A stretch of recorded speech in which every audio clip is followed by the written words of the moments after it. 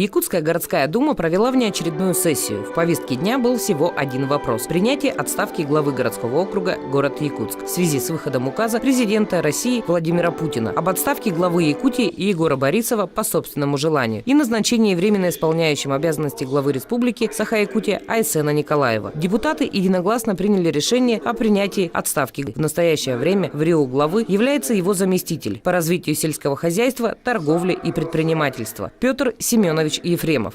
По большому счету это процедурный вопрос. Единогласно принято решение о досрочном прекращении в связи с назначением на временно исполняющим на должность главы республики. Но надо сказать о том, что мы 5 лет вместе отработали.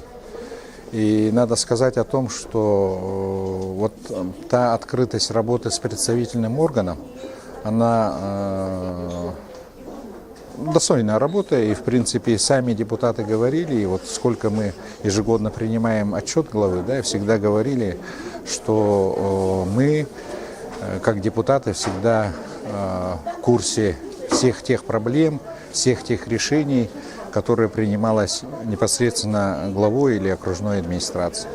И вот эта работа во взаимодействии, совместная работа, конечно, всегда дает положительный результат. И это, наверное, надо отметить именно в стиле работы Айсена Сергеевича. В этот же день исполняющий обязанности главы республики Айсен Сергеевич Николаев провел пресс-подход для средств массовой информации. Журналистам он объявил о задачах, которые намерен реализовать на своем новом посту, какие он видит проблемы и пути их решения. Хочу также отметить, что сейчас я подписал свой первый указ на посту временно исполняющей обязанности главы республики, и этот указ связан с преодолением тех последствий, которые нанесло нам вот это разрушительное наводнение.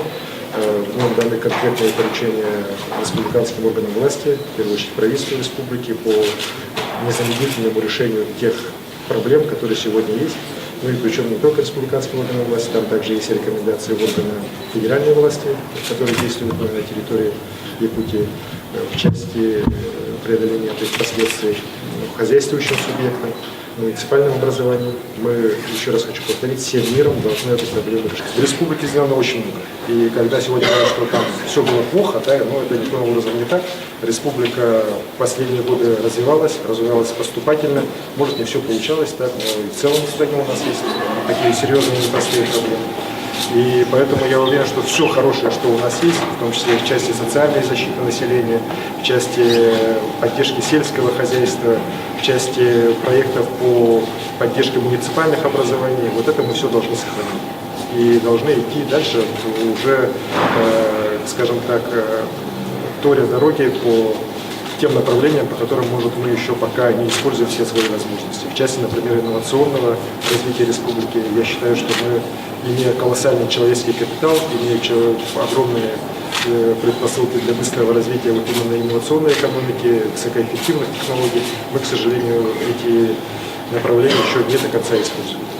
За время работы главой города Якутска Айсен Николаев сумел объединить власть и общество, показал себя умным и грамотным управленцем. Назначение его исполняющим обязанности главы республики – это в первую очередь высокое доверие президента нашей страны Владимира Путина и одновременно большая ответственность.